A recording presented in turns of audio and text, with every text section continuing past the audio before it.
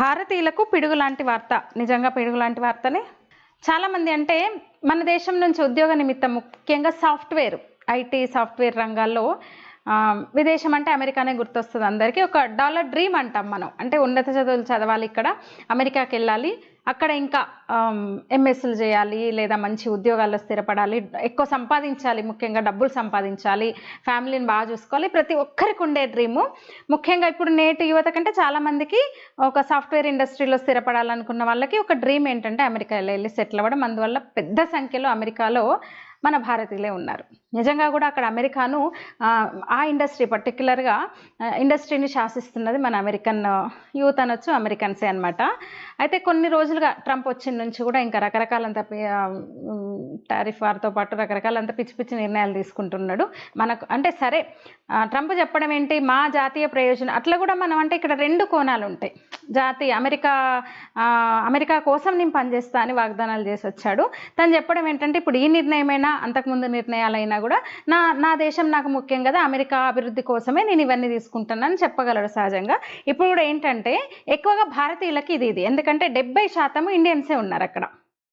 తర్వాత స్థానంలో చైనా వాళ్ళు ఉంటారు. అందుకని భారతీయులకు ఒక పిడుగు లాంటి వార్త ఇది. ఏంటంటే H1B వీసా దరఖాస్తులపై వార్షిక రుసుమును $1,00,000 నిర్ణయించాడు. $1,00,000 చెల్లించాల్సిందే ఇప్పుడు H1B వీసా తీసుకోవాలంటే. అంటే ఏంటంటే అక్కడ ఉన్న విదేశీ కంపెనీలు అమెరికన్స్ అని కదా, ఏ విదేశమైనా సరే నాన్ అమెరికన్స్, అక్కడ ఉన్న కంపెనీలు వాళ్ళను విదేశాల నుంచి తీసుకొచ్చుకొని ఉద్యోగం ఇవ్వడానికి జారీ చేసే వీసా అనమాట అది. అమెరికా కంపెనీలు ఇష్యూ చేసే వీసా అనమాట అది. దాన్ని H1B వీసా అంటారు.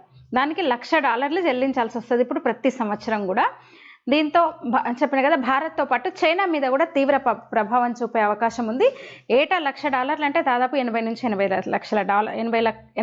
85 లక్షల రూపాయలు మన రూపాయల్లో.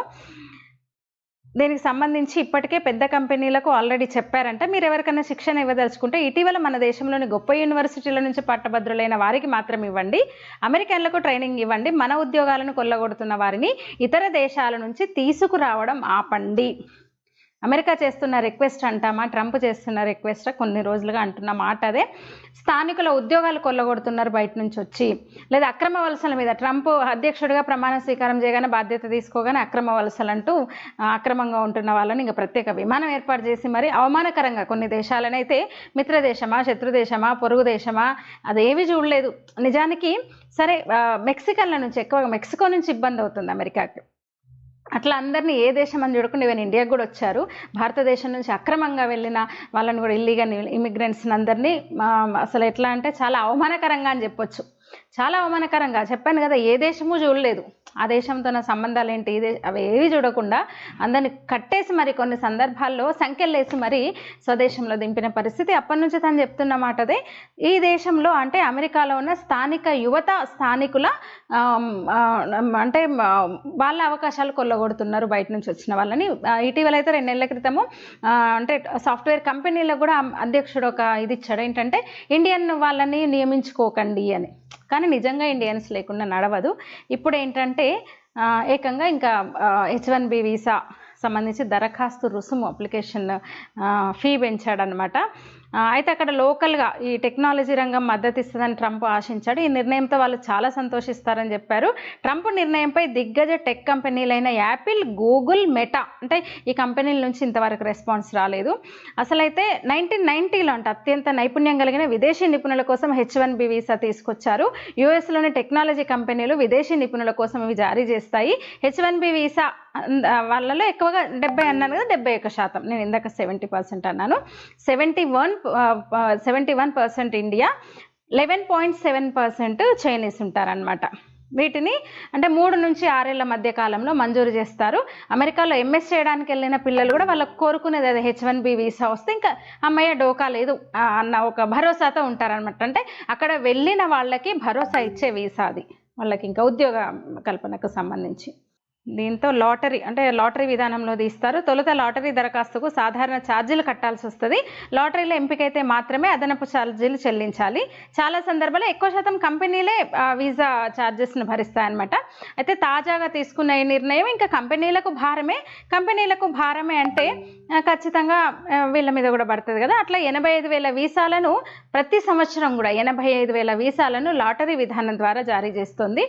ఇక ఇంతకుముందు గోల్డ్ కార్డును కూడా ప్రకటించాడు కదా, దానికి $10 లక్షలుగా నిర్ణయించారు కదా. అంటే పూర్తిగా ఏంటి, ట్రంప్ అంటే తనకు ఆదాయం సమకూర్చుకునే పనిలో విపరీతమైన ఆర్థిక మాంద్యంలో ఉంది.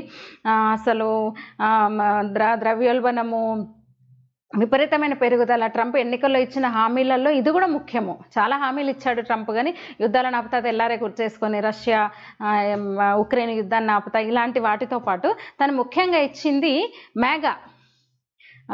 మేక్ అమెరికా గ్రేట్ అగైన్ ఆ నినాదంతో వచ్చి నేను అన్ని విధాలుగా అమెరికాను అభివృద్ధి చెందుతాను అని చెప్పేసి రాగానే వలసల మీద పడ్డాడు. ఇంకా అన్ని విధాలుగా ట్రంప్ ఇప్పుడైతే ఈ నిర్ణయం తీసుకున్నాడు. ఇది నిజంగా ఒక పిడుగు లాంటి వార్త అని చెప్పొచ్చు. భారతీయులకు ఒక షాకింగ్ న్యూస్. ఇదైతే నిర్ణయం అయిపోయింది, ఆల్రెడీ అనౌన్స్ చేశాడు ట్రంప్, అనౌన్స్ కూడా చేశాడు, ప్రకటించాడు స్వయంగా.